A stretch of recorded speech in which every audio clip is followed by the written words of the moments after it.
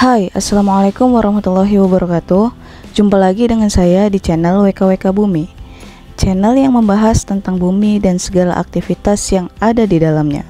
Pada video kali ini kita akan membahas soal Olimpiade Geografi tingkat kabupaten tahun 2024, sub bidang Geografi Budaya, Ekonomi, dan Pariwisata.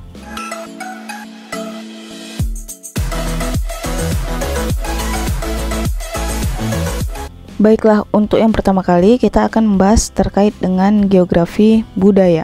Pembahasan kali ini soalnya tidak runut, karena soal dikelompokkan berdasarkan subtemanya masing-masing. Pacar Cina atau yang dikenal dengan sagu mutiara adalah salah satu hal interaksi antar kultural. Dalam hal ini antar budaya Tionghoa dan berbagai budaya lokal Nusantara. Jenis interaksi yang dimaksud adalah pada soal ini jawabannya itu adalah yang B, akulturasi. Karena akulturasi ini adalah proses sosial yang timbul terkait dengan kebudayaan manusia yang pada akhirnya interaksi ini tidak menyebabkan hilangnya unsur kebudayaan kelompok itu sendiri. Karena dari soal sagu mutiara ini adalah peleburan antara budaya Tionghoa dan budaya lokal Nusantara. Sedangkan asimilasi itu terkait dengan kebudayaan juga, tapi pembauran yang disertai dengan hilangnya ciri khas. Itu asimilasi. Sedangkan segregasi sendiri itu merupakan pemisahan kelompok sosial tertentu yang diakibatkan oleh fenomena tertentu. Sedangkan marginalisasi artinya itu mengasingkan atau membatasi yang lemah. Kalau sinkretisme ini terkait dengan kepercayaan, bukan terkait dengan kebudayaan. Soal selanjutnya disajikan sebuah peta, ya kita ketahui ini adalah peta Amerika. Jadi berdasarkan peta tersebut, bahasa yang paling mungkin digunakan di wilayah yang 60% atau lebih penduduknya berbahasa ibu selain bahasa Inggris adalah, jawabannya adalah yang B. Seperti dilihat pada tabel, ini adalah sumbernya dari US Census pada tahun 2019. Di tabel ini disajikan bahwa bahasa Spanish ini adalah bahasa yang paling banyak digunakan, seperti itu. Oleh karena itu, jawaban dari soal ini adalah yang B, Spanish or Spanyol, seperti itu. Baik, soal yang selanjutnya. Dari antara negara berikut yang memiliki potensi separatisme paling kecil oleh sebab kemajemukan bahasa dalam masyarakatnya adalah, jawabannya adalah yang B, yaitu negara Islandia. Bisa kita lihat pada tabel berikut, bahasa Islandia digunakan oleh penduduknya sebesar 93,2%. Sedangkan bahasa dari Siprus, penduduknya menggunakan bahasa Greek sebesar 80,9%. Angka ini tidak terlalu besar jika dibandingkan dari negara Iceland. Kemudian untuk negara Spanyol, bahasa Spanyol digunakan 81%. Tentunya angka ini juga tidak begitu banyak jika dibandingkan Iceland. Kemudian pada tabel di samping ini adalah bahasa yang digunakan di negara Kanada, bahwa untuk bahasa ibunya digunakan 56% itu bahasa Inggris yang mendominasi, kemudian bahasa Prancis dan bahasa lainnya. Di tahun 2021 terdapat lebih dari 200 bahasa yang digunakan di Kanada, dan artinya ini merupakan jumlah yang cukup besar, sama seperti bahasa yang ada di Rusia. Jika kita lihat datanya yang terdapat di Wikipedia dengan keyword language of Rusia, itu maka akan ditemukan begitu banyak bahasa yang digunakan di Rusia. Jadi kaitannya dengan soal ini, jika semakin banyak bahasa yang digunakan di suatu negara, maka akan menciptakan separatisme yang lebih besar juga.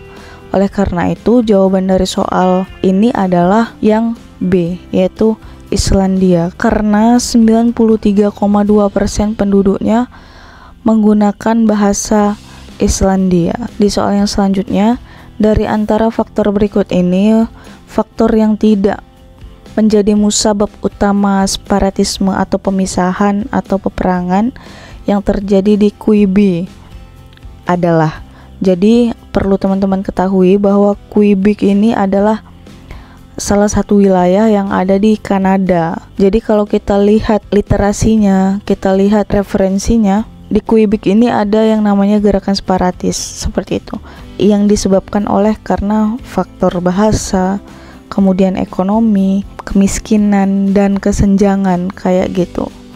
Jadi untuk soal ini, jawaban yang paling tepat adalah yang C, agama. Jadi agama ini tidak menjadi faktor terjadinya separatisme yang ada di Quebec ini. Baik, pada soal ini disajikan diagram. Jadi soalnya segregasi kerap dilakukan untuk memisahkan komunitas dengan kualitas yang berbeda. Berdasarkan ilustrasi berikut, jika diasumsikan grade A dan B adalah kualitas tinggi, sedangkan C dan D adalah kualitas rendah, maka kota yang paling berpotensi menggunakan segregasi untuk melindungi perumahan berkualitas tinggi mereka dari perumahan berkualitas rendah yang lebih besar dan banyak adalah kota mana? Jadi perlu kita ingat bahwa segregasi itu sendiri merupakan ide pemisahan kelompok sosial tertentu dalam ruang masyarakat. Artinya ketika terjadi pemisahan, mereka kelompok tertentu ini tidak ingin bercampur dengan kelompok lainnya seperti itu. Jika kita lihat pada negara-negara ini, yang paling banyak terdapat perumahan berkualitas rendah adalah Chicago, seperti itu, dibandingkan dengan Los Angeles, Cleveland, dan New York City. Oleh karena itu jawabannya adalah yang D, karena pada kota Chicago ini terlalu banyak perumahan yang berkualitas rendah, sehingga ini sangat memungkinkan untuk dilakukan segregasi, dilakukan pemisahan antara perumahan kualitas rendah dan perumahan yang berkualitas tinggi. Ya, kita lagi-lagi disajikan oleh peta buta. Peta berikut menunjukkan negara yang tergabung dalam suatu organisasi internasional. Negara-negara pendiri ditandai dengan warna biru gelap, seperti Kanada, Amerika, dan kemudian negara-negara yang ada di Eropa. Selanjutnya, negara anggota tambahan ditandai dengan yang biru muda. Organisasi internasional yang dimaksud adalah, jadi ini jawabannya adalah yang B, Organisasi Kerjasama dan Pembangunan Ekonomi, atau dalam bahasa Inggris disingkat OECD. Jadi tips untuk menjawab soal ini, tidak ada teori tertentu, melainkan teman-teman memang harus banyak membaca bahan bacaan, membaca dan melihat peta-peta dari materi apapun. Pada soal ini, dari antara bahasa berikut ini yang tidak termasuk dalam keluarga bahasa Indo-Eropa adalah, jadi dari referensi yang saya dapatkan, saat ini masing-masing bahasa Indo-Eropa dengan penutur asli terbanyak adalah Inggris, Spanyol, Portugis, Rusia, Hindi, Bengali, Punjabi, Prancis, dan Jerman. Jadi yang tidak tercantum dalam referensi ini adalah yang E, Basque. Selanjutnya, orang-orang Eropa pada masa lampau acap kali mengkategorisasi wilayah Asia dan Afrika Utara secara relatif dari posisi geografis Eropa. Sebagai contoh, terdapat istilah Timur Dekat, Timur Tengah, dan Timur Jauh. Entitas geografi berikut yang tidak termasuk dalam wilayah Timur Jauh adalah, jadi perlu teman-teman ketahui bahwa Timur Jauh itu adalah negara-negara yang ada di Asia. Negara-negara ini di peta ini termasuk Timur Dekat. Di peta ini negara-negara yang termasuk dalam negara Timur Tengah. Jadi untuk semenanjung Kamchatka itu terdapat di Rusia, pegunungan Zagros. Nah, pegunungan Zagros ini terletak di Iran, dan Iran itu bukan termasuk dalam benua Asia atau tidak termasuk dalam wilayah timur jauh. Oleh karena itu jawabannya yang B, Pegunungan Zagros. Baik, di soal berikutnya, mayoritas penduduk etnis Kurdi dapat dijumpai di negara. Jadi dari referensi yang saya dapatkan, mayoritas itu terdapat di negara Turki. Oleh karena itu jawabannya yang C. Masuk ke pembahasan geografi, ekonomi, dan globalisasi. Soalnya, APEC merupakan organisasi kerjasama ekonomi antar negara di kawasan Asia dan Pasifik. Selain itu, terdapat organisasi kerjasama ekonomi antar negara yang diikuti negara-negara Asia dan Eropa, yaitu jawabannya adalah yang B, ASEM atau Asia Europe Meeting, yang didirikan di Bangkok tahun 1996. Sedangkan APEC sendiri adalah kerjasama Asia Pasifik. Kemudian ASEAN yang kita ketahui itu adalah negara-negara di Asia Tenggara. OPEC terkait dengan ekspor minyak, sedangkan ICA adalah Aliansi Koperasi Internasional. Selanjutnya, Indonesia dinilai sukses besar dalam penyelenggaraan KTT G20 di Bali pada tahun 2022 lalu. KTT G20 akan kembali diselenggarakan artinya ini KTT tahun 2023. Menurut referensi bahwa KTT tahun 2023 diselenggarakan di New Delhi. Oleh karena itu jawabannya yang A. Kalau pada tahun 2024 diselenggarakan di Brazil, sedangkan tahun 2025 diselenggarakan di Afrika Selatan. Soal selanjutnya, dalam konteks geografis, di antara pilihan berikut ini yang paling akurat mendeskripsikan praktik gerrymandering adalah, jadi perlu teman-teman ketahui bahwa gerrymandering ini adalah praktik memanipulasi batas daerah terkait untuk kepentingan politik suatu partai atau kelompok tertentu. Jadi pada opsi yang menunjukkan memanipulasi batas daerah itu adalah yang B, strategi politik berupa pengaturan batas daerah pemilihan untuk menguntungkan suatu entitas politik tertentu.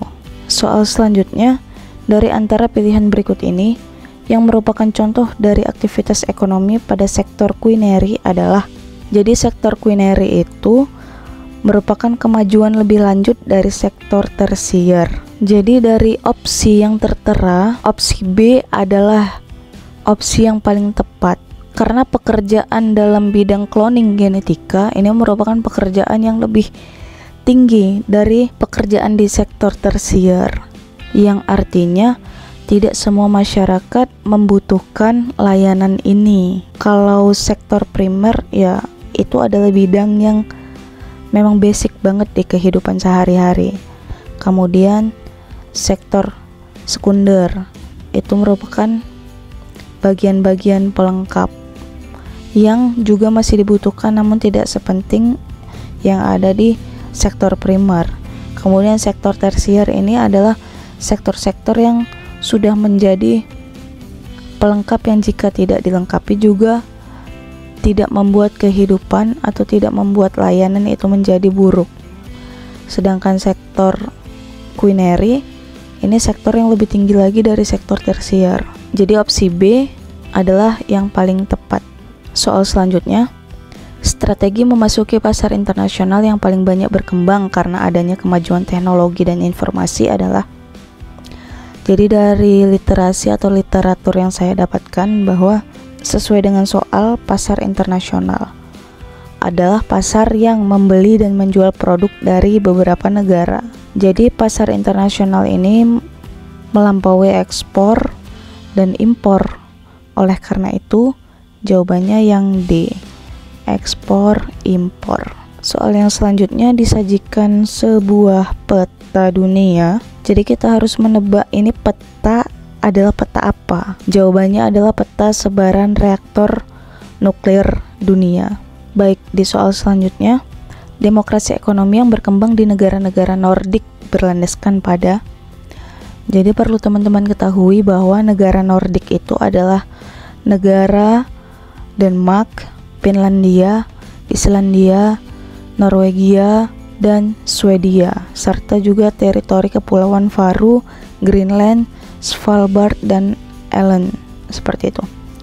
Jadi dari literatur yang didapatkan bahwa model sistem ekonomi di negara Nordik ini adalah kapitalis pasar campuran. Jadi dari opsi yang paling memungkinkan adalah yang C, yaitu neokapitalis. Baik, soal selanjutnya, ekonomi sektor informal di negara berkembang masih menempati share yang relatif tinggi karena alasan-alasan berikut, kecuali ya perlu kita ketahui bahwa sektor informal itu adalah sektor usaha yang berskala kecil yang memberikan kesempatan kerja dan kesempatan memperoleh pendapatan bagi para pelakunya.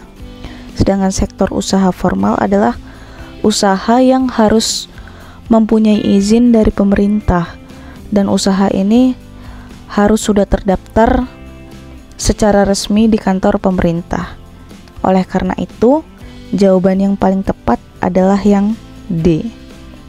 Jika kita tinjau opsi A, ekonomi sektor formal tidak berkembang cukup baik untuk menyerap semua ekonomi dari sektor informal. Iya, ini benar kayak gitu. Kemudian yang B, permintaan barang dan jasa sektor informal menjaga harga tetap rendah. Ya karena sektor informal ini adalah usaha kecil, maka harganya juga rendah, harganya murah. Kemudian pekerja dan bisnis sektor informal tidak mampu membiayai situs bisnis permanen. Artinya bisnis permanen ini adalah bisnis yang sudah mempunyai wewenang dan izin dari pemerintah. Jika mereka mampu membiayai, maka mereka harusnya membuat usaha di sektor usaha formal, bukan informal. Jadi yang C ini juga salah. Kemudian yang E, masih tetap berkembang dengan tinggi ekonomi sektor informal ini karena tenaga kerja yang ada di Indonesia. Karena tenaga kerja yang diserap oleh sektor informal ini nggak perlu skill yang tinggi dan tidak perlu pendidikan yang tinggi, seperti itu. Jadi yang paling tepat itu adalah yang D, pemerintah mendapatkan keuntungan dari pajak pekerja sektor informal dan usaha-usaha kecil mereka. Jadi ini yang nggak benar. Kalau misal yang D ini benar, maka sektor informal tentunya tidak akan berkembang seperti sekarang, karena pedagang kecil dimintai pajak itu akan membuat pedagang kecil itu kekurangan modal untuk mengembangkan usahanya. Oke, pada soal berikut, dalam konteks geografi pembangunan, bagaimana faktor sosial, politik, dan lingkungan itu saling berinteraksi membentuk lingkaran setan kemiskinan dalam menghambat upaya pengentasan kemiskinan dan pembangunan sosial ekonomi. Jadi terkait dengan kemiskinan, sebenarnya kemiskinan ini merupakan masalah multidimensi. Jadi banyak faktor yang menyebabkannya, yaitu karena berkaitan dengan ketidakmampuan akses secara ekonomi, sosial, budaya, politik, dan partisipasi dalam masyarakat.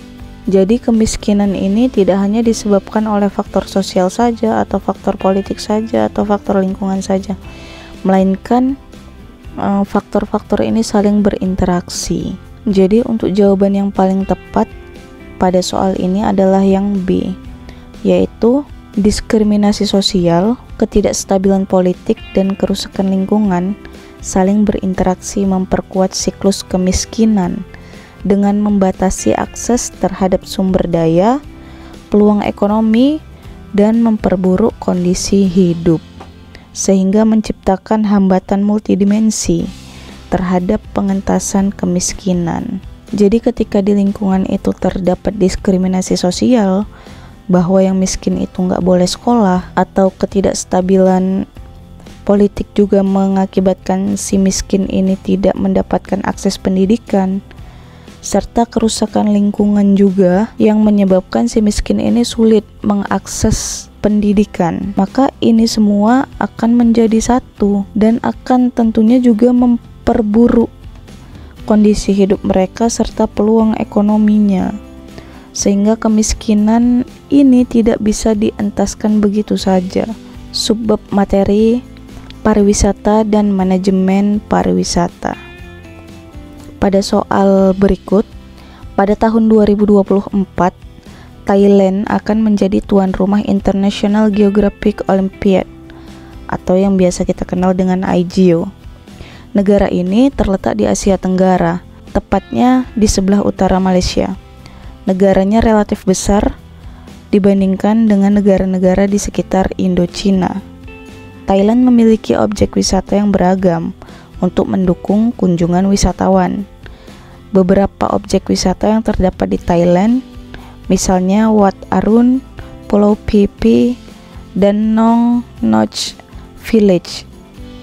Salah satu aspek 4A yang terdapat pada narasi tersebut adalah, jadi pada soal ini Thailand menawarkan objek wisata, menawarkan tempat.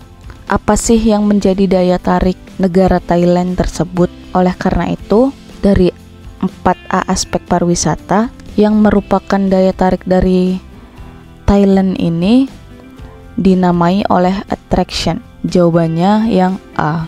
Kalau membahas terkait dengan aksesibilitas, itu terkait dengan akomodasi serta kemudahan untuk mencapai negara Thailand tersebut. Sedangkan ancillary itu terkait dengan informasi atau keamanan dan berbagai layanan lainnya. Kemudian yang dinamakan amenity itu adalah fasilitas. Misalnya di Thailand terdapat toko cenderamata atau rumah makan khusus muslim, tempat ibadah, seperti itu. Jadi yang menjadi fokus utama pada negara Thailand yang menawarkan objek wisata itu dinamakan attraction atau daya tarik wisata. Selanjutnya, Kota Sawah Lunto terletak di Provinsi Sumatera Barat. Kawasan ini memiliki sejarah yang kaya dalam industri pertambangan batubara, yang saat ini sudah tidak beroperasi. Sebagai salah satu warisan budaya dunia yang ditetapkan oleh UNESCO, Sawah Lunto memiliki potensi pariwisata. Namun, Kota Sawah Lunto masih menghadapi tantangan dalam pengembangan infrastruktur pariwisata, promosi, dan pelestarian warisan budaya dan alamnya. Berdasarkan deskripsi tersebut, tahapan dalam IRIDEX yang sesuai adalah pada tabel ini dan pada narasi berikut ini. Yang menjadi tantangan pada Kota Sawah Lunto itu terkait dengan infrastrukturnya yang belum memadai, kemudian pelestarian wisata budaya dan alamnya juga belum memadai, dan ini tentunya memerlukan pengembangan lebih lanjut. Oleh karena itu, ada kata kunci yang dinamakan pengembangan. Pengembangan ini terdapat pada fase eksplorasi. Daerah baru yang akan atau baru mulai akan mengembangkan daerahnya. Oleh karena itu, jawabannya yang A, yaitu exploration. Soal selanjutnya, National Stadium yang terletak di kota Singapura. Stadion ini memiliki kapasitas sekitar 50.000 penonton dan sering digunakan untuk berbagai macam kegiatan. Pada awal bulan Maret 2024, terdapat konser musik Taylor Swift yang diselenggarakan di National Stadium.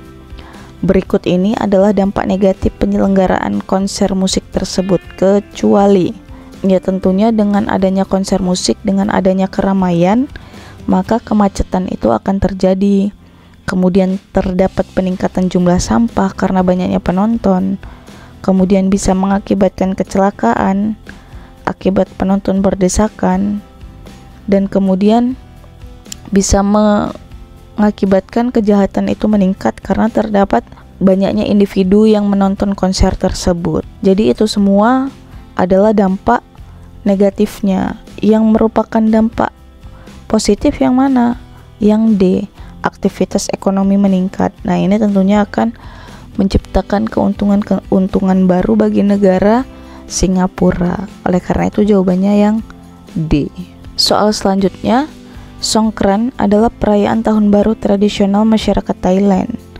sekaligus menjadi salah satu perayaan terbesar dan terpenting di negara itu. Perayaan ini terkenal berkat salah satu acara yang berupa festival air. Pada festival tersebut, penduduk umumnya akan turun ke jalan dan saling menyiram air, bisa dengan ember atau pistol air. Berikut ini konsep pariwisata yang tidak dijelaskan dalam paragraf tersebut adalah ada kata kunci tidak. Jadi dari pilihan something to do, ini adalah sesuatu yang bisa dilakukan oleh wisatawan. Apa yang dilakukan? Saling menyiram air. Oke. Selanjutnya something to see, sesuatu itu untuk dilihat.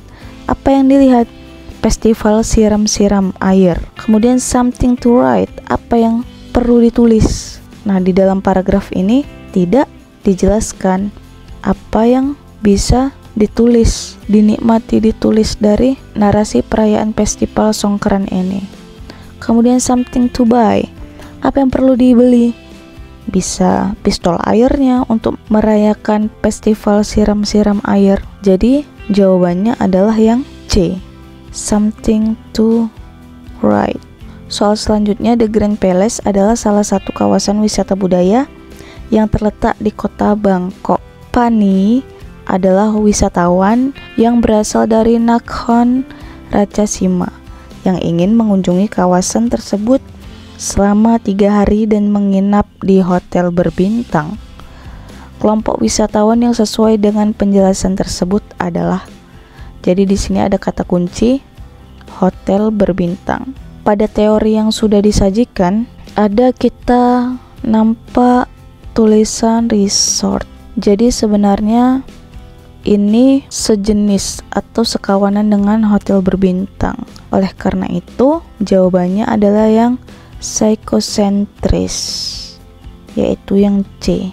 Psychocentris ini adalah wisata yang apa-apa itu sudah tersedia, amenitinya sudah tersedia dengan baik, kemudian aksesibilitasnya bagus, selanjutnya atraksinya juga keren, ancillary-nya itu juga tersedia cukup baik di sana.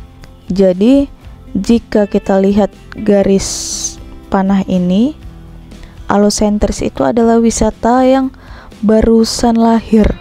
Nah, di sini arti barusan lahir ini perlu dikembangkan, eksplorasi, artinya masih baru, kayak yang wisata alam baru dibuka, aksesnya masih sulit. Kemudian ketika aksesnya sudah gampang, itu namanya wisata tipe psychocentris. Selanjutnya, berikut ini adalah pengaturan kegiatan pariwisata yang mencerminkan kepatuhan terhadap prinsip ekoturisme adalah kecuali. Nah, di sini terdapat kata kecuali. Jadi yang perlu teman-teman ketahui adalah terkait dengan prinsip wisata ekoturisme ini adalah wisata yang tetap memperhatikan kelestarian lingkungannya. Jadi prinsip dalam ekoturisme ini, pengunjungnya itu dibatasi, promosinya itu terukur, kemudian harga tiketnya itu dipatokkan supaya ada konservasi yang bisa dilakukan. Kemudian ada zona yang diatur, yaitu zona dalam rangka konservasi. Oleh karena itu, jawabannya karena diminta yang kecuali itu yang C, memberikan kebebasan kepada wisatawan untuk menjelajah objek wisata.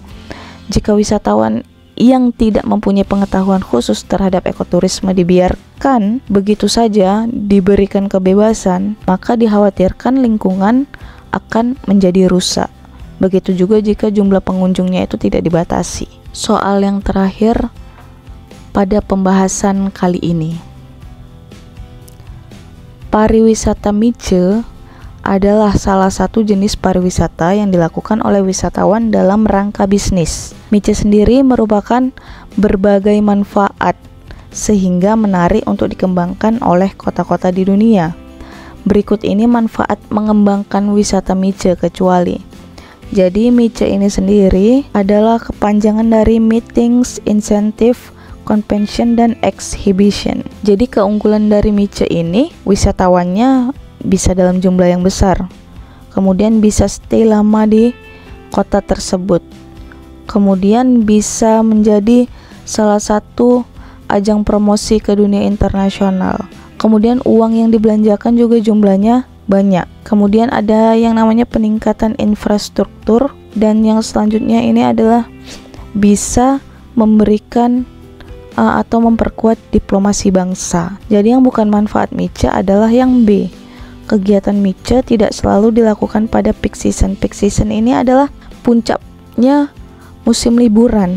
Jadi ketika MICE tidak dilaksanakan pada puncak musim liburan, maka wisatawan yang hadir pada kegiatan ini akan sedikit, seperti itu. Jadi MICE ini dilaksanakan pada proses liburan yang panjang, puncak-puncak liburan, sehingga wisatawan yang datang banyak. Kemudian karena MICE ini bisa memperkuat diplomasi, maka kegiatan ini adalah kegiatan yang berskala besar. Kemudian tentunya itu juga sudah direncanakan jauh-jauh hari. Dan kemudian pariwisata dalam bidang MICE ini, atraksi wisatanya itu misalnya kayak yang pameran benda-benda bersejarah atau pameran mobil tua, seperti itu. Oleh karena itu, yang tidak adalah yang B. Demikian pembahasan soal Olimpiade Sains Nasional tingkat kabupaten bidang geografi, submateri geografi budaya, ekonomi, dan pariwisata. Terima kasih telah menyimak sampai akhir. Jika ada kritik dan saran, silakan sampaikan di kolom komentar. Sampai jumpa di video berikutnya. Assalamualaikum warahmatullahi wabarakatuh.